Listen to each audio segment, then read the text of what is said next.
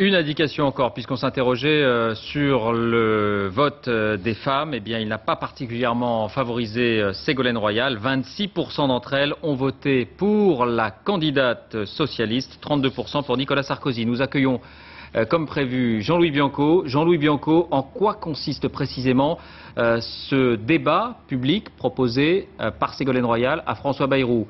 Une discussion devant micros et caméras? C'est une main tendue. D'abord, une main tendue à toutes celles et tous ceux qui veulent se reconnaître dans le pacte présidentiel de Ségolène Royal. C'est un débat public et transparent. Il n'est pas question de petits arrangements entre amis, de négociations derrière boutique, d'échanges, comme vous disiez tout à l'heure, de donnant-donnant. Public et transparent, ça peut prendre plusieurs formes. Si François Bayrou l'accepte, ça peut être un débat télévisé, ça peut être une rencontre dans un lieu physique, ça peut être un débat sur Internet. L'essentiel est que rien de ce qui se dise ne soit dit en dehors du contrôle des citoyens. Alors une rencontre pour dire quoi? Pour proposer quoi? Pour rechercher des convergences qui semblent possibles, mais c'est à François de Bayrou de répondre et de le dire, sur un certain nombre de sujets.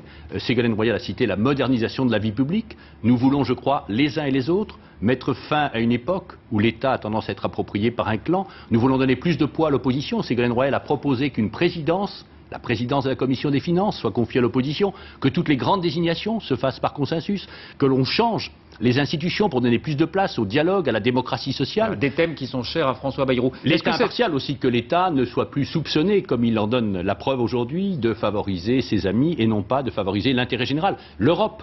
Nous sommes des Européens les uns et les autres, et nous voulons les uns et les autres qu'un référendum permette aux Français de se prononcer. Non pas comme Nicolas Sarkozy, un traité qui met de côté le peuple, mais un référendum qui s'adresse au peuple. L'écologie, l'excellence environnementale aussi peut nous rassembler. Est-ce que cette proposition a été faite directement à François Bayrou? Est-ce qu'un contact a été pris? Ou est-ce qu'elle est faite là, par voie? Non, elle est faite publiquement. Rien ne se fait qui ne soit public. Ségolène Royal a voulu mettre les citoyens au cœur de son projet présidentiel. Elle continuera à le faire dans sa démarche. Donc vous attendez la réponse, mais vous ne savez pas si François Bayrou va accepter? Nous ne le savons pas, mais je crois que c'est un geste important, c'est un signe d'ouverture, c'est une main tendue dans le respect de ce que Ségolène Royal a toujours dit, car elle n'a jamais varié.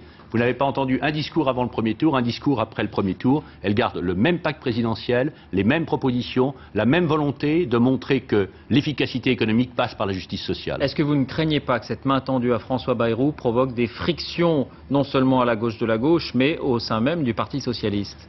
Si l'on regarde les choses objectivement, ce qui compte, c'est les idées, c'est les valeurs, c'est comment on fait pour répondre aux problèmes des Français, comment on fait pour lutter contre le chômage et la précarité, sur la base de quelles idées et de quelles valeurs. Et là-dessus, elle ne bouge pas, elle ne dévie pas. C'est sur ces idées, sur ces valeurs que le débat doit se faire. Est-ce que ce n'est pas le grand écart? Qui veulent le changement. Est-ce que ce n'est pas le grand écart? C'est pas le grand écart, c'est au contraire la continuation d'un sillon qu'elle a tracé en mettant les Français au cœur du pacte présidentiel. Elle propose à celles et ceux qui ont des convergences avec elle, il y en a déjà qui l'ont rejoint, d'autres peuvent la rejoindre, mais sur la base d'un engagement, sur des valeurs, sur un texte et sur des mesures. Les voix centristes sont impératives pour combler le retard vis-à-vis de Nicolas Sarkozy? Les voix de tous et de toutes sont impératives. Toutes celles et tous ceux qui espèrent encore en la politique, qui pensent qu'on peut vraiment changer les choses, qu'on peut vraiment rendre cette société plus juste et en même temps plus moderne, tout cela, les voix, il n'y a pas de tri entre les voix. Ce sont des Françaises et des Français que nous appelons à se reconnaître dans ce projet pour transformer la France, pour bâtir une France neuve. Vous étiez avec Ségolène Royal lorsqu'elle a appris les résultats, près de 2 millions tout de même de voix d'écart avec Nicolas Sarkozy. Est-ce qu'elle était un peu déçue malgré tout? Elle était comme toujours totalement sereine, surtout si l'on observe que les voix de Nicolas Sarkozy viennent pour une bonne part des voix prises dès le premier tour au Front National. Donc rien n'est perdu, rien n'est gagné, le jeu est ouvert, mais la victoire est possible. Dernière question, je vous la pose à vous aussi, Jean-Louis Bianco. Est-ce que vous vous préparez à assumer de grandes fonctions en cas de victoire de Ségolène Royal? Je parle de Matignon. Non, parce que je crois qu'il y aurait quelqu'un d'essence à penser ce genre de choses, à se répartir des postes. Moi, j'ai un contrat à durée déterminée jusqu'au 6 mai. Je ferai de mon mieux pour faire gagner ma candidate et après, la vie reprendra. Merci Jean-Louis Bianco d'avoir répondu à nos questions. Merci.